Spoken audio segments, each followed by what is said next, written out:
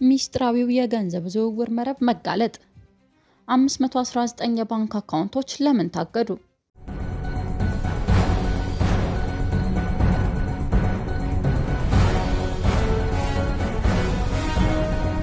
ጤና ይስጥልኝ ክቡራንና ክቡራት የዩቲዩብ ቻናል ቤተሰቦቻችን፣ የሰዓቱን አጫጭር የሀገር ውስጥና የውጭ ዜናዎች ይዤላችሁ መጥቻለሁ። ትኩስ መረጃዎች በየቀኑ እንደተለቀቁ ማስታወሻ ምልክት እንዲደርሳችሁ የዩቲዩብ ቻናላችንን ሰብስክራይብ በማድረግ የደውል ምልክቷን መጫን አይዘንጉ። ወደ መረጃዎቹ እናልፋለን።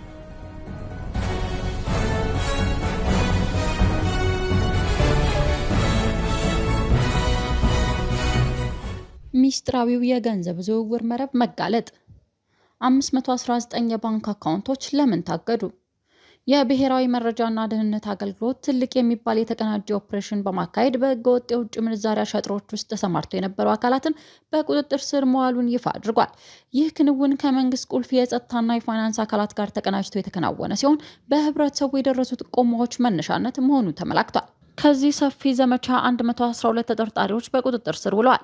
እነዚህ ግለሰቦች ኢትዮጵያውያንና የተለያዩ የውጭ ሀገር ዜግነት ያላቸውን ያካትታሉ። ከዚህ ወንጀል መረብ ጋር ቀጥተኛ ትስስር የነበራቸው 519 የባንክ አካውንቶች በአስቸኳይ መታገዳቸው ተጠቁሟል። አገልግሎቱ እንደገለጸው እነዚህ ህገወጥ ተግባራት ከፍተኛ የሆነ የገንዘብ ዝውውሮች፣ ህገወጥ የኋላዎች፣ የውጭ ምንዛሬ ስራዎች፣ የግብር አሻጥሮች እንዲሁም ህገወጥ ገንዘብ ህጋዊ የማስመሰል መኒ ላውንደሪንግ ወንጀሎችን ያካተቱ ናቸው። እነዚህ ተግባራት በሀገሪቱ ኢኮኖሚ ላይ ከፍተኛ ጉዳት ከማድረስ አልፈው አሸባሪዎችና የታጠቁ ቡድኖችን ለመደገፍ ሲውሉ እንደነበረም ተጠቅሷል።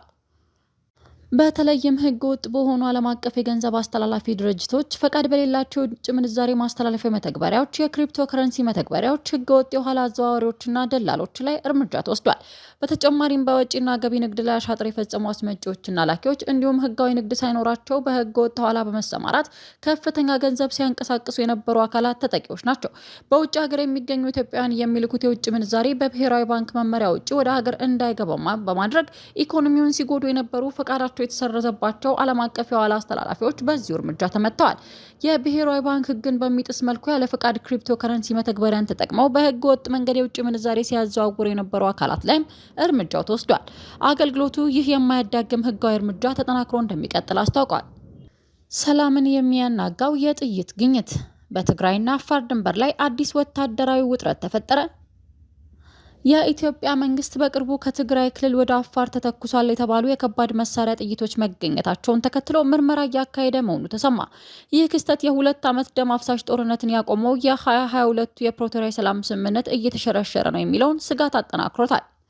የመከላከያ ምንጮች እንደገለጹት መንግስት የተገኙትን ጥይቶች በመሰብሰብ ምርመራ እያካሄደ ያለው ህወሓት ከዚህ ቀደም ሲጠቀምባቸው ከነበሩት የተለያዩ አዳዲስ መሳሪያዎች ሊኖሩ ይችላሉ የሚል ስጋት መኖሩን ለማረጋገጥ ነው።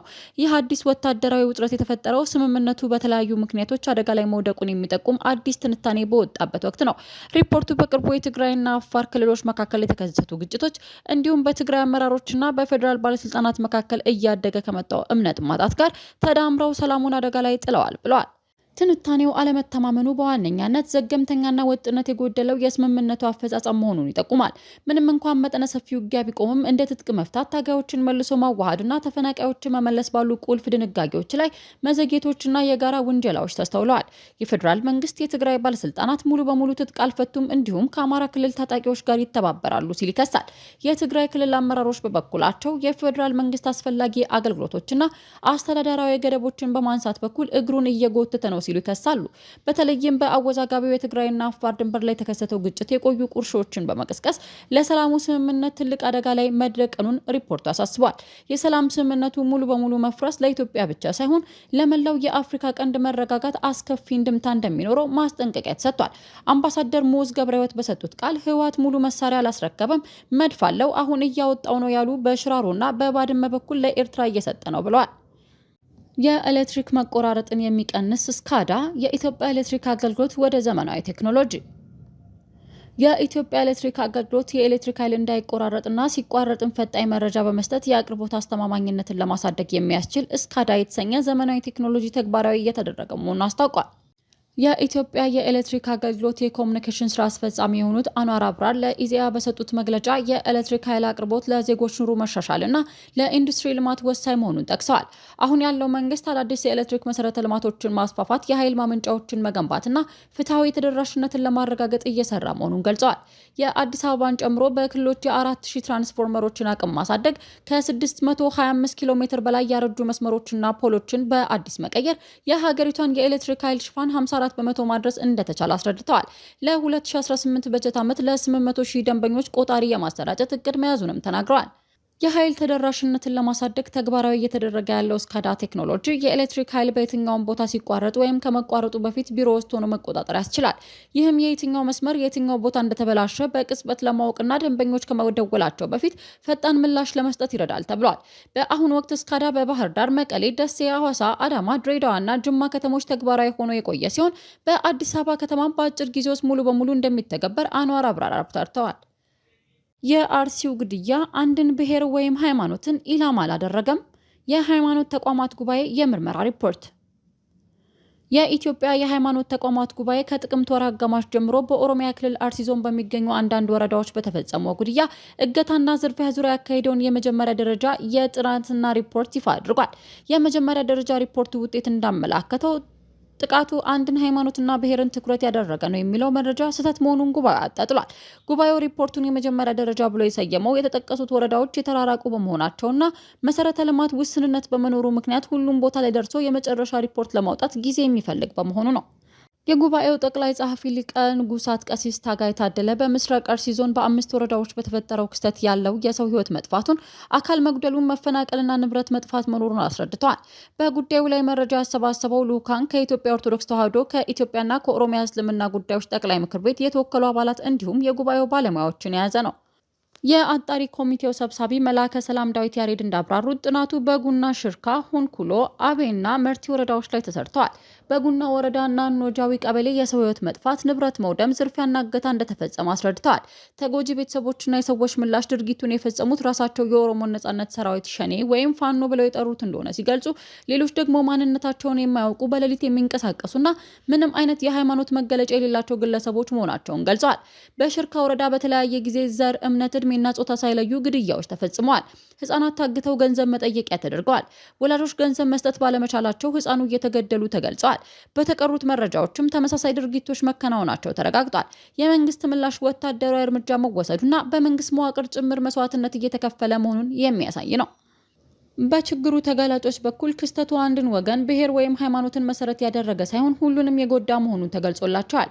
ምክትል ሰብሳቢ ሀጂ አብድል ሐኪም ሁሴን አንድ ወገን ላይ ያተኮረ ግድያ ተፈጽሟል መባሉ ስህተት መሆኑን አብራርተው አጥቂዎቹ አንድን ሃይማኖት እንደማይለዩ እንዲሁም ታጣቂዎቹ የሁሉንም ሃይማኖት ስብጥር እንደሆኑ በአንዳንድ ወቅት በአጋቾቹ ታግተው ከተለቀቁ ሰዎች በተገኘ መረጃ ተገልጾልናል ብለዋል። ከ12 ኪሎ ግራም በላይ ሜርኩሪ በቁጥጥር ስር ዋለ። በትግራይ ክልል የህገ ወጥ ማዕድን ቁፋሮ መከላከያ ዘመቻ። በትግራይ ክልል ህገወጥ የማዕድን ቁፋሮን ለመከላከልና ለመዋጋት የተቋቋመው ግብረ ኃይል በክልሉ ባልተፈቀደ የማዕድን ማውጣት ስራ ላይ ሊውል የነበረ ከ12000 ግራም በላይ ሜርኩሪ መያዙን የክልሉ መገናኛ ብዙሃን ዘግቧል። በማዕድን ስራ ላይ አደገኛ ኬሚካሎችን መጠቀም እየተከለከለ ቢሆንም በክልሉ ውስጥ ባሉ በርካታ አካባቢዎች የማዕድን አውጪዎች እነዚህን ኬሚካሎች በግልጽ መጠቀማቸውን ቀጥለዋል ተብሏል። ግብረ ኃይሉ ስራውን ከጀመረ ወዲህ አደገኛ ኬሚካሎች ተርታ የተመደቡትን ሜርኩሪ 12998 ግራም እና ሳይናይድ 105 ኪሎ ግራም በቁጥጥር ስር መዋሉን ጠቁሟል። ግብረ ኃይሉ የህግ አሰራሮችና የቁጥጥር ስልቶችን አፈጻጸም ዝቅተኛነት በመጥቀስ በወረዳዎችና በአደረጃጀት መዋቅርና የመስክ ቁጥጥር አቅም ላይ ሰፊ ክፍተቶች መኖራቸውን አመላክቷል። በዚህም የግብረ ኃይሉን ተግባራት ለመገምገም፣ ግኝቶችን ለመፈተሽና ቀጣይ እርምጃዎችን ለመዘርዘር በአክሱም ከተማ ስብሰባ እየተካሄደ ይገኛል። በስብሰባው የትግራይ ክልል ጊዜያዊ አስተዳደር ምክትል ፕሬዚዳንት አቶ አማኑኤል አሰፋን ጨምሮ ከካቢኔት አባላት፣ ከዞንና ወረዳ አመራሮች እንዲሁም ከማህበረሰብ ሽማግሌዎች ጋር እየተሳተፉ ነው። ይህ በግብረ ኃይል በቀድሞ የትግራይ ኃይል ጊዜ አስተዳደር ፕሬዝዳንት ጌታቸው ረዳ የተቋቋመ ሲሆን በክልሉ የማዕድን ዘርፍ ላይ የመንግስትን ቁጥጥር ለመመለስና በህገ ወጥ ማዕድን ቁፋሮ ምክንያት የሚደርሰውን የገቢ ብክነት ለመግታት ያለመ ነው። ወደ ዓለም ዜናዎች እናልፋለን። የድሮን ዛቻውን የግብጽ ፕሬዝዳንት ስጋት። በሱዳን ጦርነት ዙሪያ የተፈጠረው አዲስ ውጥረት። በሱዳን እየተካሄደ ያለው ጦርነት ከድንበር አገራት ጋር ውጥረትን መፍጠሩን ቀጥሏል። የሱዳን ፈጥኖ ደራሽ ኃይል አዛዥ ጀነራል ሄሜቲ ከጥቂት ሳምንታት በፊት ከጎረቤት ሀገራት የሚነሱ አውሮፕላኖችን ለመመከት ዝግጁ መሆናቸውንና አውሮፕላን ማረፊያቸውንም እንደሚያደባልቁ መዛታቸው ይታወሳል።